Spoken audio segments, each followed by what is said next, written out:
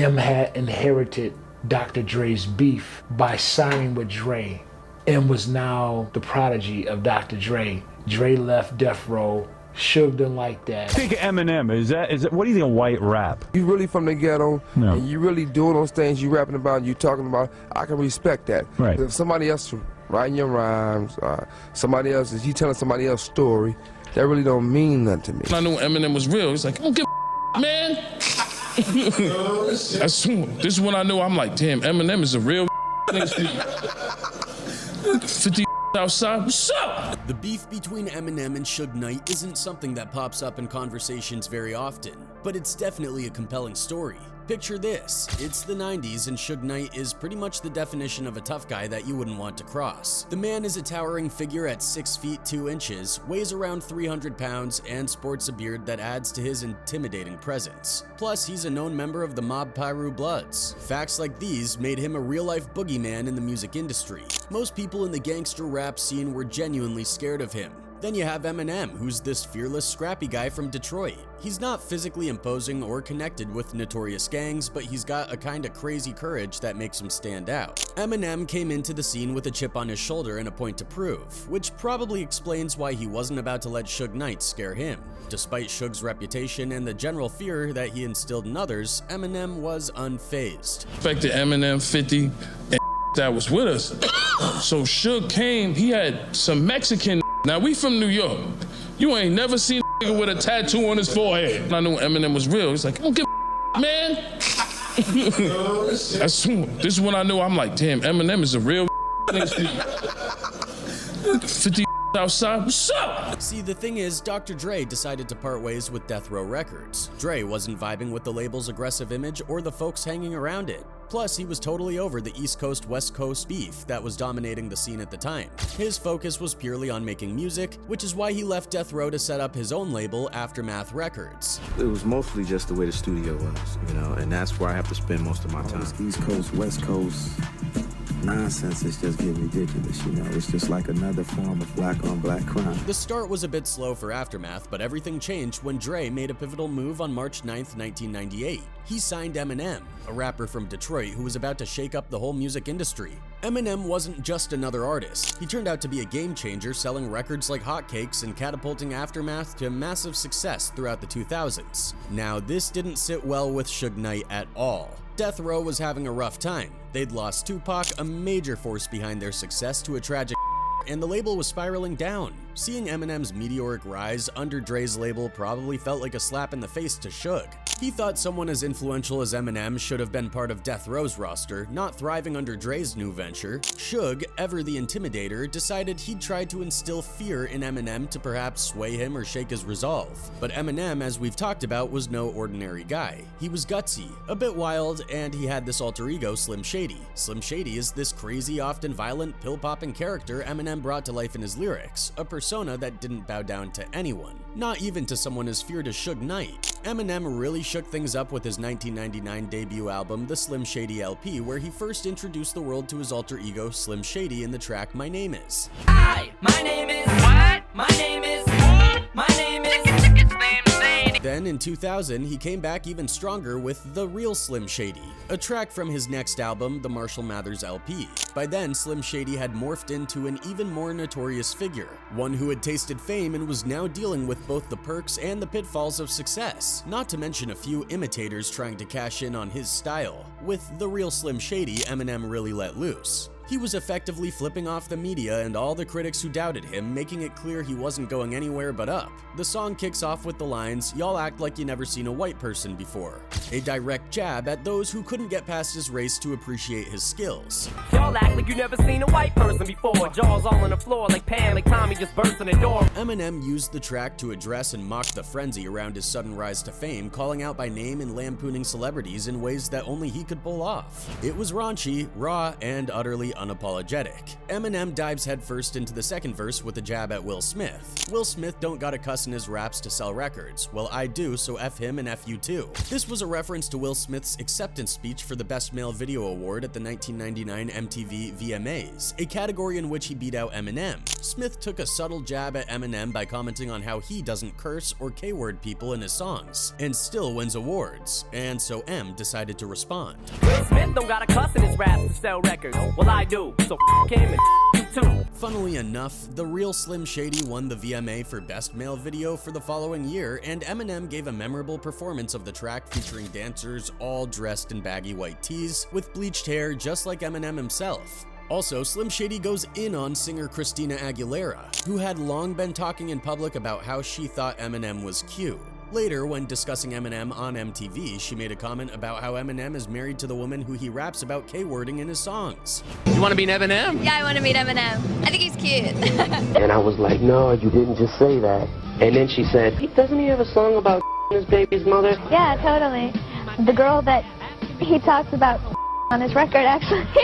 Eminem's response to this came in the diss that includes Carson Daly of MTV and Fred Durst of Limp Bizkit, as they argue over who she gave H to first. Christina Aguilera better switch me chairs so I can sit next to Carson Daly and Fred Durst. So by the time Suge Knight was trying to intimidate him, Eminem was already battle-tested by the media and the music industry's harsh spotlight. He was no stranger to controversy or confrontation. If anything, Eminem thrived on it. The 2001 Source Awards was a pivotal moment for Eminem, where he first really felt the heat from Suge Knight. Eminem was there performing with his group D12, and typically at these awards shows, artists can have their bodyguards nearby. But this time the rules were different. Bodyguards had to sit separately from the artists, which left Eminem unusually vulnerable.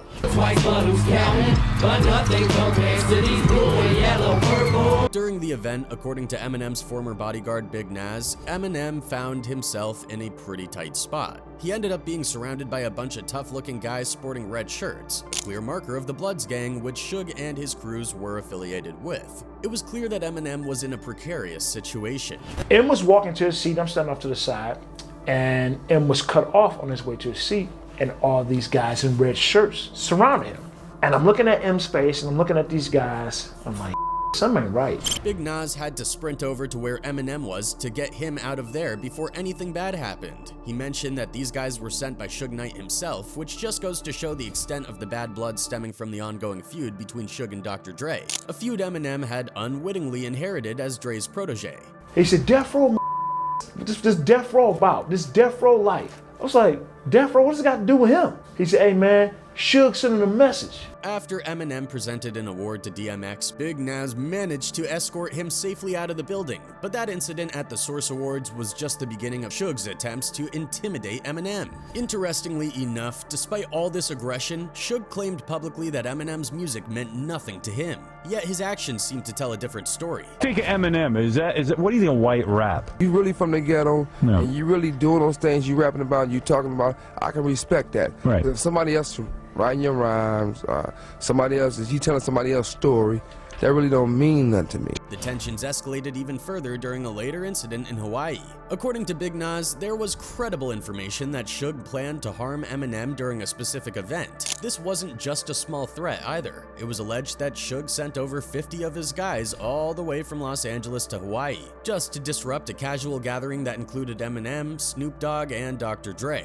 The whole atmosphere of what was supposed to be a relaxed getaway flipped completely. Suddenly, everyone was on high alert. The group, including their wives, found themselves donning bulletproof vests and packing firearms, hardly the standard gear for a holiday. Even the Honolulu police were brought in, with officers assigned to shadow Eminem and the rest of the group for the duration of their stay to ensure their safety. He said, yeah, it was supposed to be a vacation, but it wasn't. We all had our wives, some people had their kids with them. We thought it was a vacation, but it ended up being a effing problem. When we got off the plane, we ended up escorted by Honolulu policemen, and we had to gather up our kids, our wives, and had to be rushed to the transport van. The situation in Hawaii required swift and decisive action from Big Nas and the rest of the security team, given the looming threat from Suge Knight. They had to quickly gear up for any possible confrontation, which meant putting on bulletproof vests as a necessary precaution. The seriousness of the threat was such that Interscope Records had to foot the bill for additional security measures, including hiring an officer from the Honolulu Police Department to provide extra protection. This was largely because Suge's influence was so pervasive that taking extra steps to ensure safety was absolutely essential. The story of what transpired in Hawaii isn't just remembered by Big Nas. Others involved at the time have their own accounts. One such individual is Reggie Wright Jr., a name well known in the circles of Death Row Records. Reggie had a background in law enforcement before taking on the role of head of security at Death Row. He was deeply embedded in the operations and intricacies of the label's dealings. According to Reggie Wright Jr., the situation unfolded when Dr. Dre and his entourage planned a visit to Power 106 radio station for a promotional event. The campaign involved a special giveaway where listeners could win tickets to a private concert that was scheduled to take place in Hawaii. Reggie, upon learning of these plans, quickly relayed the information to Suge Knight, who at the time was incarcerated. It's like, oh no, these ain't going out to Hawaii and have a ball? It ain't happening on our watch. Adding another layer to this complex situation, Reggie himself booked a seat on the same flight to Hawaii that was carrying Snoop Dogg, Dr. Dre, and Eminem.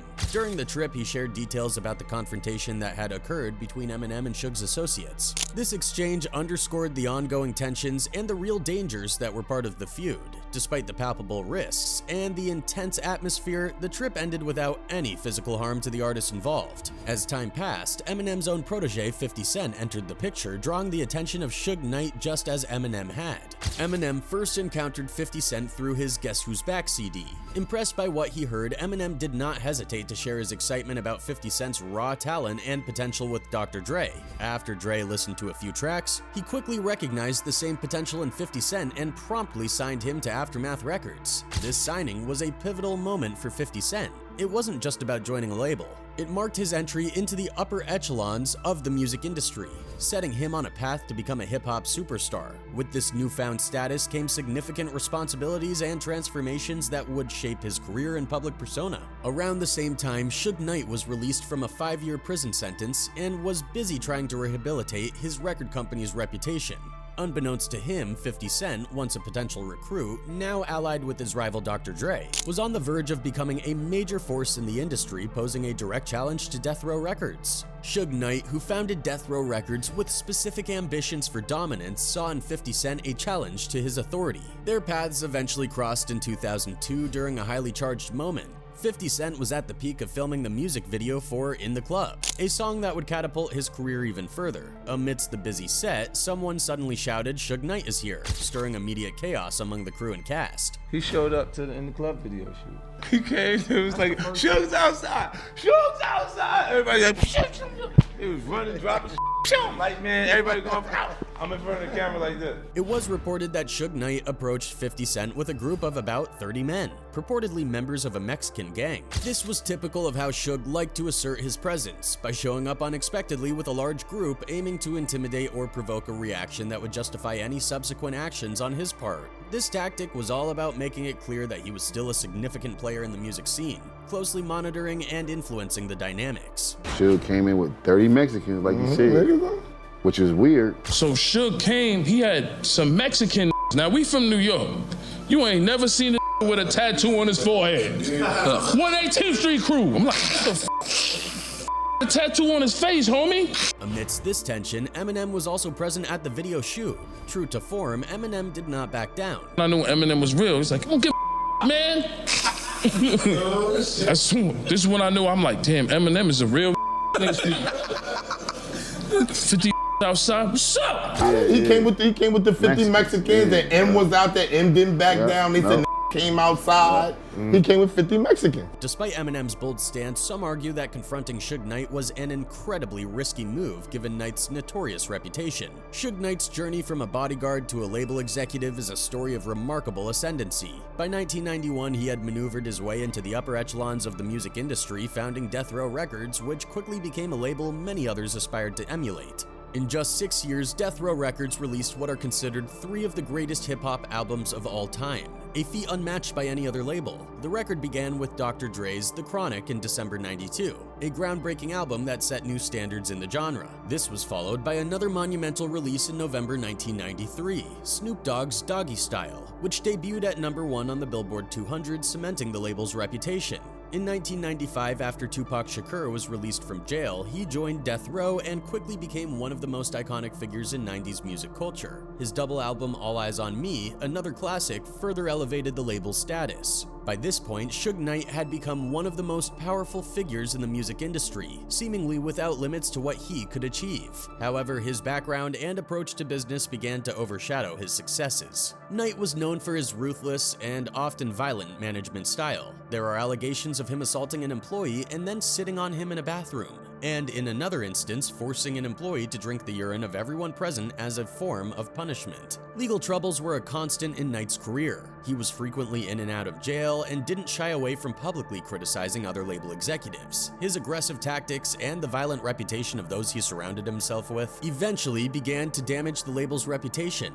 Most of the staff he hired were either gang members or individuals with questionable pasts, contributing to a workplace culture steeped in violence. This approach ultimately backfired. Death Row Records, once a powerhouse in the industry, started to crumble under the weight of its internal chaos and external legal pressures. Suge Knight's empire fell apart, and he found himself behind bars for multiple offenses. In stark contrast, Eminem, who once stood defiantly against Knight's intimidation tactics, has continued to thrive. He has not only become one of the most significant rappers of his generation, but also one of the most influential artists globally. That's it for today. Until next time, bye.